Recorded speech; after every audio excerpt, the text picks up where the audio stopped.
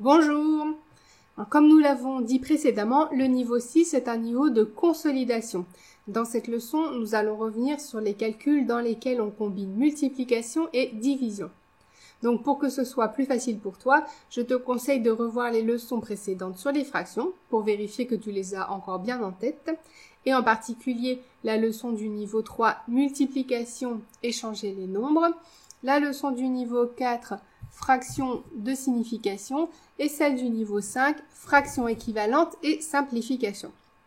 Comme tu le sais maintenant, si tu maîtrises déjà ces leçons, la suite te paraîtra facile. Alors, te souviens-tu du lien entre la division et les fractions?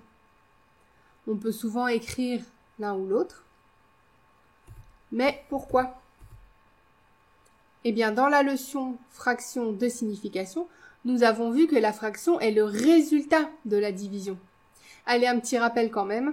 Quand je fais une division, par exemple, 3 divisé par 2, je dois répartir 3 en 2 parts égales. Donc, le plus facile est de couper tous les jetons en 2. Et je peux alors répartir 3 moitiés. Donc, 3 demi de chaque côté. Donc, 3 demi, c'est le résultat de 3 divisé par 2. La fraction 3 sur 2 est bien le résultat de la division 3 divisé par 2. Encore plus simplement, il suffit de se souvenir que si par exemple je fais 1 divisé par 5, cela me donnera 1 cinquième. La fraction 1 cinquième est le résultat de 1 divisé par 5. Ok? Si tu n'avais pas encore ça bien en tête, tu sais comment faire pour le mémoriser. Photographie-le bien dans ta tête et vérifie que tu peux le revoir les yeux fermés. Je te laisse mettre la vidéo sur pause si tu en as besoin. Donc on est d'accord que 2 divisé par 5, c'est 2 cinquièmes. Donc c'est comme 2 fois 1 cinquième, 2 fois 1 sur 5. Divisé par 5 et multiplié par 1 cinquième, c'est donc la même chose. Divisé ou multiplié par le nombre de parts, c'est pareil.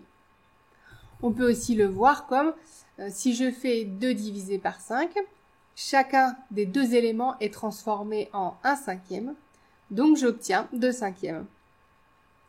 2 divisé par 5, 2 sur 5, 2 fois 1 sur 5, et on peut bien sûr aussi écrire 2 fois 1 sur 5. Tout ça, c'est la même chose. Ou on peut aussi dire que 2 sur 5, c'est 1 fois 2 sur 5, bien sûr. Et ça marche avec n'importe quel nombre. Donc on voit que l'on peut écrire les fractions de plein de façons différentes, du moment qu'elles sont constituées de multiplication et de division. Si tu essayes avec des additions et des soustractions, tu verras que ça ne marche pas. Et puis aussi, on s'était aperçu que diviser 1 en 2, ou 2 en 4, ou 3 en 6, c'était pareil. On obtient toujours le même résultat. Tu te souviens, hein? On s'était servi de cette image. Sur la première ligne, on voit 2 parts sur 3. Sur la deuxième ligne, on voit que 4 parts sur 6, ça revient au même que 2 parts sur 3. Il suffit de tout regrouper 2 par 2 et on retrouve le même cas. Et pareil pour 6 sur 9. Si on regroupe tout par 3, on retrouve 2 grosses parts sur 3 grosses parts. En plus, on a vu aussi dans les leçons précédentes que l'on pouvait modifier l'ordre des nombres comme on le voulait dans une multiplication. Si tu ne t'en souviens pas, tu peux retourner voir la leçon multiplication, échanger les nombres. Mais en résumé, ça se voit bien sur la figure que j'ai 2 rangées de 4 ou 4 rangées de 2, ça me fait toujours 8 au final. En fait, c'est même la même image qu'on a fait basculer dans un sens ou un autre. Bref, avec tout ça, on peut vraiment manipuler les multiplications et les fractions de bien des façons. Ça nous donne beaucoup de possibilités, beaucoup de liberté. Alors, amusons-nous à tout chambouler. Si j'ai, par exemple, 2 fois 6 fois 4 sur 3 fois 8, je peux procéder de plein de manières. Je peux changer les multiplications comme je veux. Par exemple, 4 fois 2 fois 6 sur 8 fois 3, si ça m'arrange. Je peux bien sûr simplifier. Je pourrais m'apercevoir que 6 fois 4 égale 24 et 3 fois 8 égale 24. Donc simplifier directement par 24. Ou alors simplifier 6 et 3 par 3, ce qui me donne 2 et 1. Je peux aussi simplifier 4 et 8 par 4, ce qui me donne 1 et 2. Et au final, je retrouve 2 fois 2 fois 1 sur 1 fois 2. Donc en simplifiant encore par 2, je retrouve 2. J'ai même le droit de séparer la fraction en 2 fractions, comme on avait fait pour dire que 2 sur 5, c'est 2 fois 1 sur 5. Là, je peux dire que 2 fois 6 fois 4 sur 3 fois 8, c'est pareil que 2 fois 6 sur 3 fois 4 sur 8, qui font bien 2 fois 2 fois 1 demi, donc toujours 2. En gros, on peut multiplier les pions et les reséparer dans n'importe quel ordre, cela revient toujours au même. C'est juste une manière d'écrire différente en fonction de ce qui nous arrange. Amusons-nous encore en rajoutant des termes à notre opération. Je pourrais aussi multiplier et diviser le numérateur et le dénominateur par le même nombre si je le souhaite, puisque l'on a vu que ça revenait au même. Par exemple, on peut mettre fois 89 de chaque côté, ou n'importe quel autre nombre.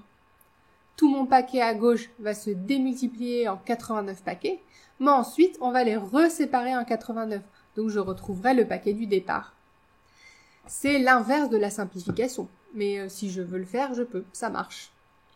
Je t'encourage vivement à l'expérimenter par toi-même, encore et encore, en t'amusant avec des jetons, des cailloux, tout ce que tu veux, car c'est presque magique. Pour te souvenir que tu peux manipuler les fractions comme cela, tu peux par exemple garder en tête cette dynamique. Mais bien sûr, attention, les chiffres du haut doivent rester en haut et ceux du bas en bas. Multiplier par 2 ou diviser par 2, ce n'est pas pareil du tout, donc pas question d'inverser. Je t'invite à fermer les yeux et à revoir l'image dynamique dans ta tête. Avec les nombres du haut qui peuvent changer d'ordre mais restent toujours en haut. Et pareil pour les nombres du bas. Et tu peux séparer la fraction comme tu le souhaites, du moment que les nombres ne changent pas d'étage. C'est clair pour toi? Tu as bien ça en tête? Voilà, tu es en 6e, tu as déjà appris beaucoup de choses. À toi maintenant de penser à appliquer tout ce que tu sais, et c'est grâce à cela que tu peux faire toutes ces manipulations.